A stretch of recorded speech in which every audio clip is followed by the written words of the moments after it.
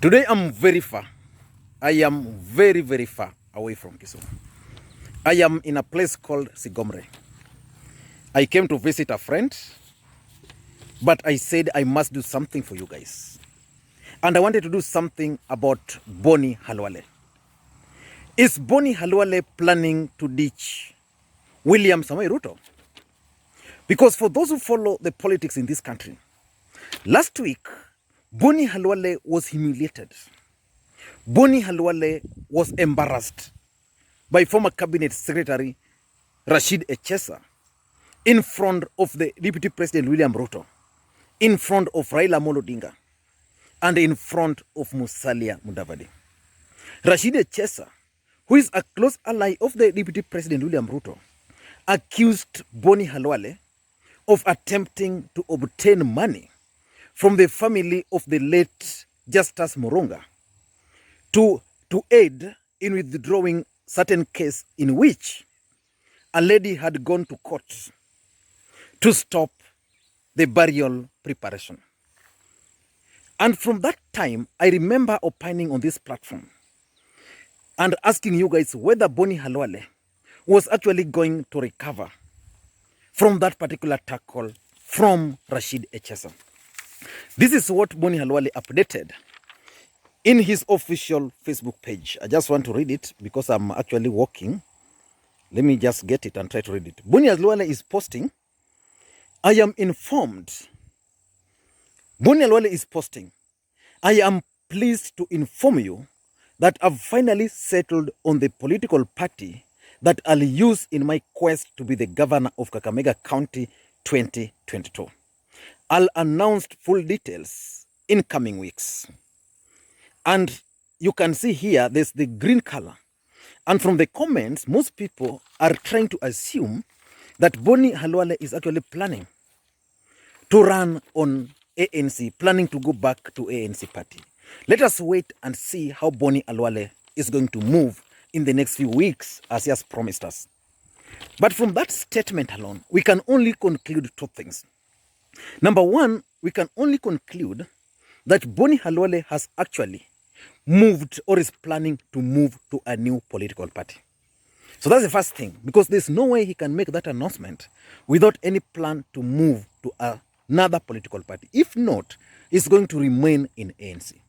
But the fact is, he's changing his political party. That's the first thing. Number two, we can also assume that Boni Khalwale is actually being used by Team Tanga Tanga to unveil their new political party.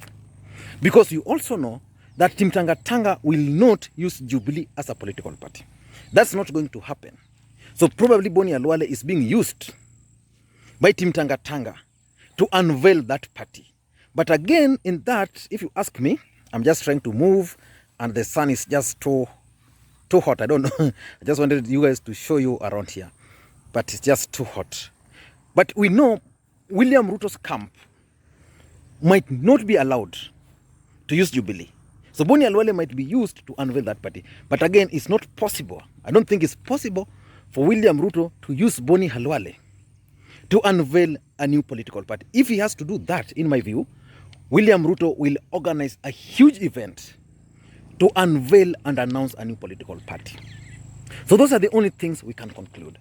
But from all indications, my gut tells me that Boni Khalwale might actually be planning to decamp or to ditch William Samoei Ruto or Team Tanga Tanga. He might decide to support William Samoei Ruto for the presidency. I'm not ruling out that possibility.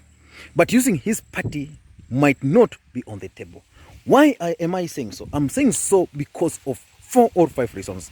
Number one, there is a lot of infighting within Team Tanga Tanga.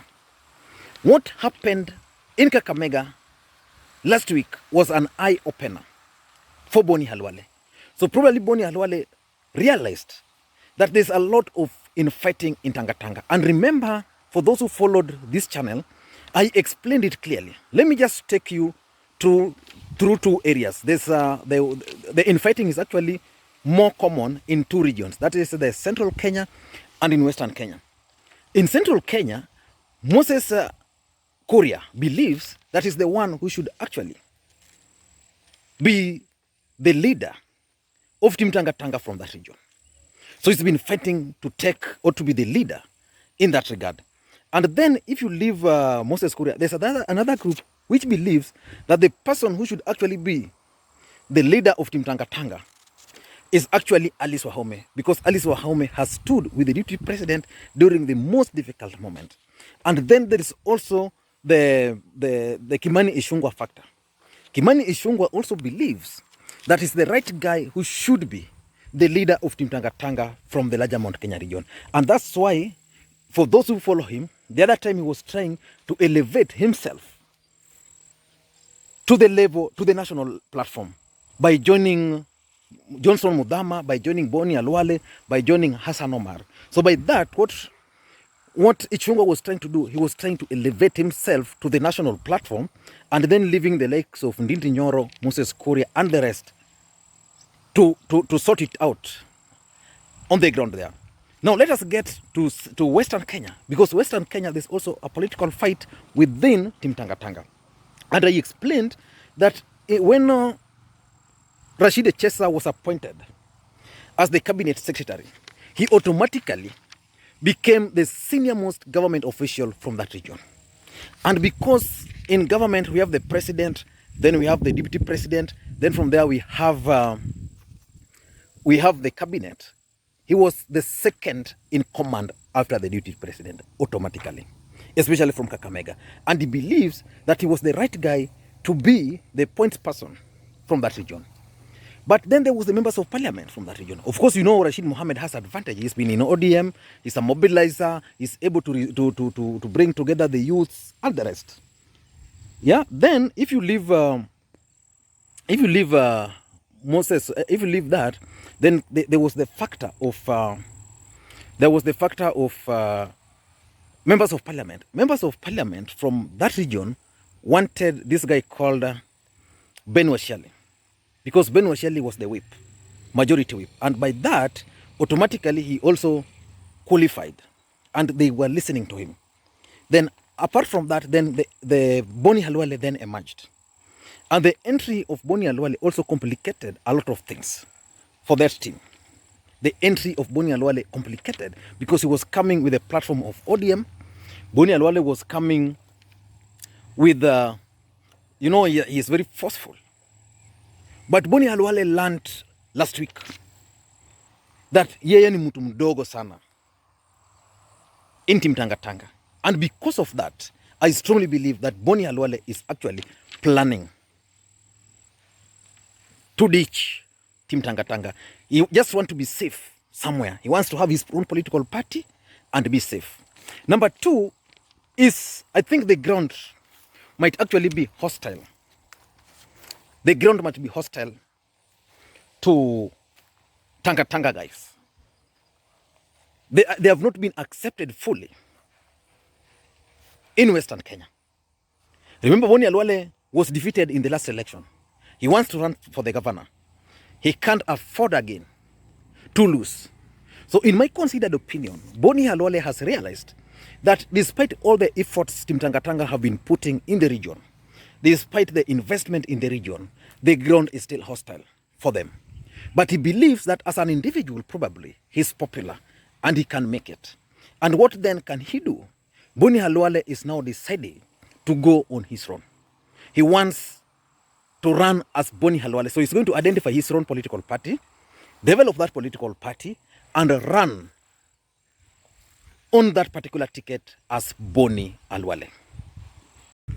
Number three, I also believe that Boni Khalwale has realized that within Tanga Tanga, he might actually not be the preferred gubernatorial candidate in Kakamega County.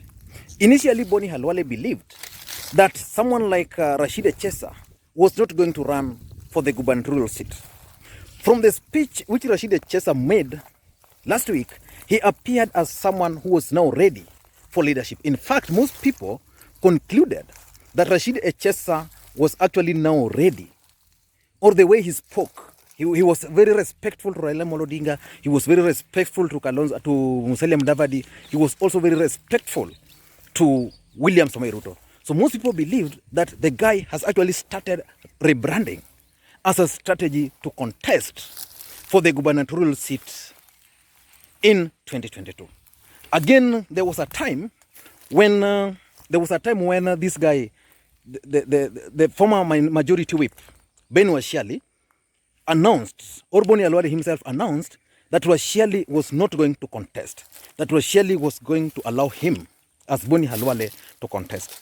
But from all indications, it is now clear that even Washiali might be planning to contest with the support of the Deputy President William Samoei Ruto.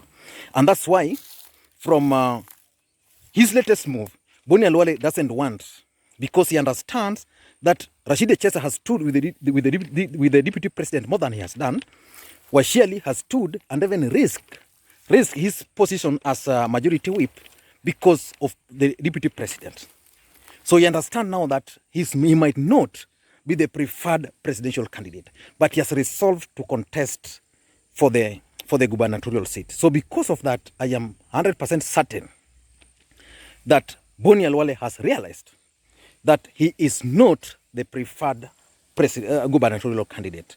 And number 4, which is not far-fetched, is the possibility that Boni Khalwale might actually just be trying to raise his profile within Team Tanga Tanga. He wants to say, okay, I'm forming my own political party. Then the next day, William Ruto and his allies are going to be scared the way they were scared by that member of parliament. And then they will reach out to him, not to dump or not to ditch Tanga Tanga. Then from there, I am sure Boni Khalwale might then decide, these guys might then decide to negotiate with him and assure him that he's going to be the only candidate. Probably he just wants to raise his stakes. And lastly, it could also be about the Luhya unity. The fact of the matter is that Musalia Mudavadi is emerging. Francis Atwoli is kind of endorsing Musalia Mudavadi. And I did a whole video on that. There is also the chance that Luhyas might have finally a political party. They might decide to all contest and have a voice through one political party. And that one political party could be ANC party. And because of that, he's now running, saying that, okay, I'm going to run on my own political party. I'm going to announce my own political party. But in his own mind, he's giving indications there. The green color, which is associated with the ANC party. Once he's done that, Musalia Mudavadi is going to reach out to him. Once Musalia Mudavadi reaches out to him, then, because ANC party, who is the preferred presidential candidate? Who is the preferred gubernatorial candidate? There's Malala. Most people believe Malala might not be a good candidate. Then there is the Lugari member of parliament, Ayub Savola.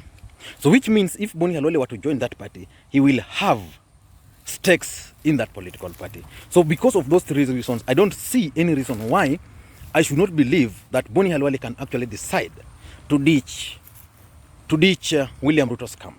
I want to hear your thoughts on this. Thank you guys, and please, if you're watching this video for the first time, I want you to take a minute or 2 and click the subscribe button so that next time you produce a video like this, YouTube will automatically notify you. And again, let me hear your thoughts on the sound quality, and if sometimes when I'm in the field like today, then I can actually produce videos from the field. Thank you guys, and please, may you have a good day. Bye-bye.